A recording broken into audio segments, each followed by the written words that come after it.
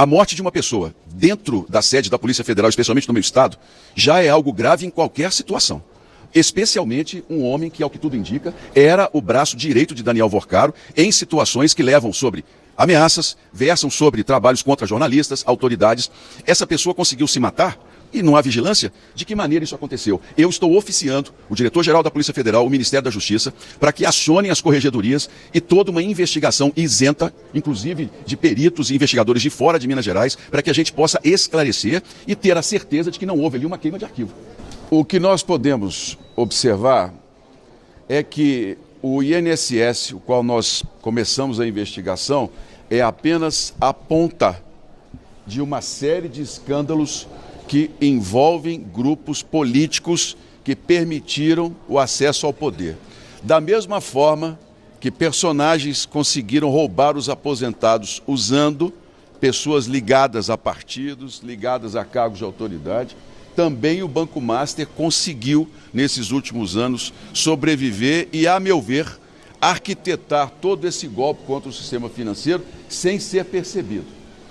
Há uma tendência, e eu tenho conversado isso com os colegas do Senado, de que uma CPMI específica para investigar o caso do banco é uma necessidade, uma obrigação deste parlamento com o povo brasileiro.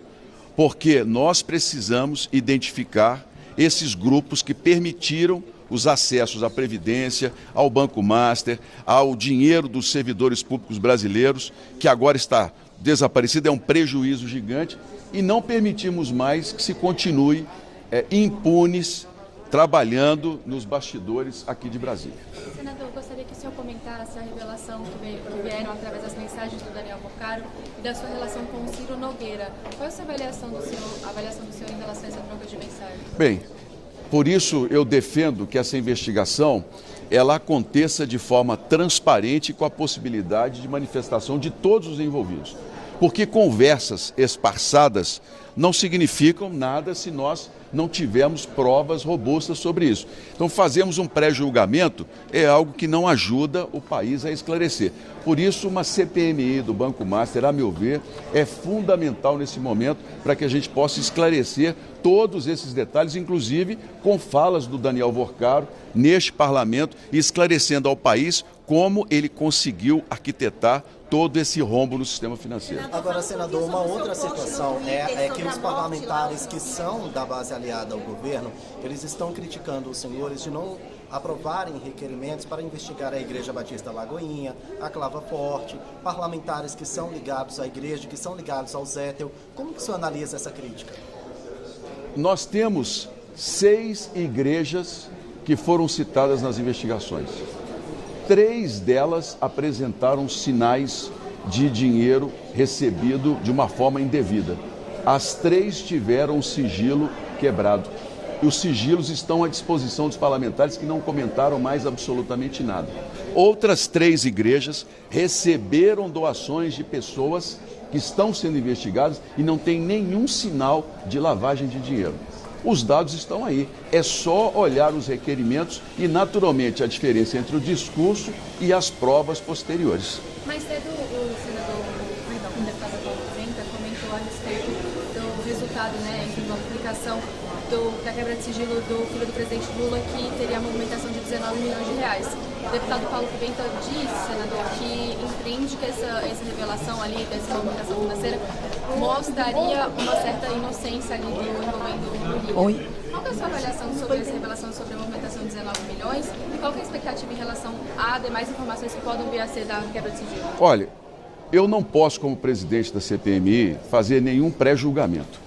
Nós precisamos de informações. Por isso, a necessidade de quebra de sigilo das pessoas envolvidas na investigação, e não apenas por questões políticas. Se a quebra de sigilo revelar recebimentos indevidos de pessoas que desviaram dinheiro público da Previdência, dos aposentados ou de qualquer outra área, essas pessoas têm que dar explicações da CPMI. Se nós não tivermos provas de que houve cometimento de crime, a CPMI naturalmente não tem que trazer uma pessoa aqui apenas porque ela é famosa, parente, quem quer que seja.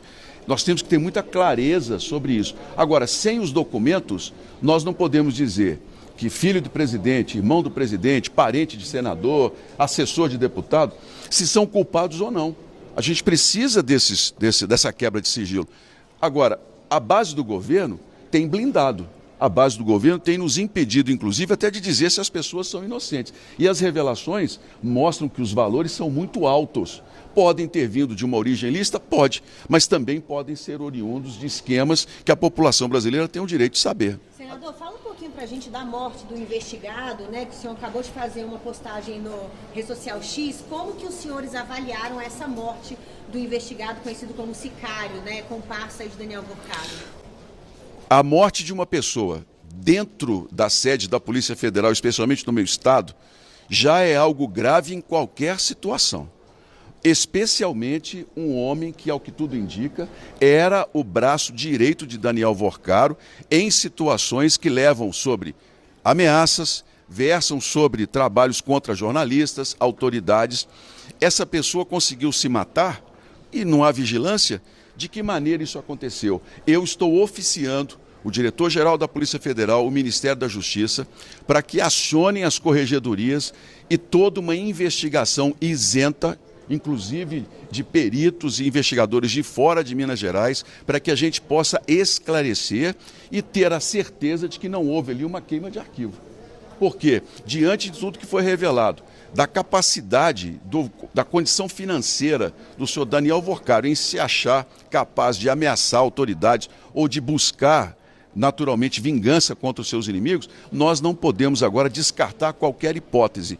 E isso aconteceu dentro de uma sede pública da Polícia Federal e nós temos que exigir uma investigação isenta e muito transparente para todo o país. Agora, senador, o senhor falou que as quebras de sigilo são importantes para que os senhores tenham acesso a informações que possam levar a uma investigação mais apurada, mais avançada. Agora, foi revelado na quebra de sigilo essa proximidade com o Ciro Nogueira. O senhor vai conversar com o Ciro Nogueira? Ele entra na mira da CPMI? De que forma que pode avançar nesse sentido? Bem, eu não tenho que conversar diretamente com nenhum parlamentar sobre a investigação. Eu não faço isso. Porque uma vez que o nome do parlamentar apareceu, qualquer proximidade minha para tratar com esse assunto se torna naturalmente um problema. A gente precisa manter a independência e a distância. No caso das ligações com o senador, nós estamos falando do Banco Master e do escândalo financeiro. Não há nenhuma ligação direta com a CPMI com relação ao INSS, pelo menos não até o momento. Surgiram outros nomes, não o desse senador. Mas uma coisa eu posso dizer para vocês, as análises estão sendo feitas. Se houver envolvimento de outros parlamentares na questão do INSS, a CPMI tornará isso público e exigirá a quebra de sigilo dos assessores, dos parlamentares. E eu espero que todos, inclusive a base do governo, colaborem conosco nessa investigação. Senador, então nesse documento que o senhor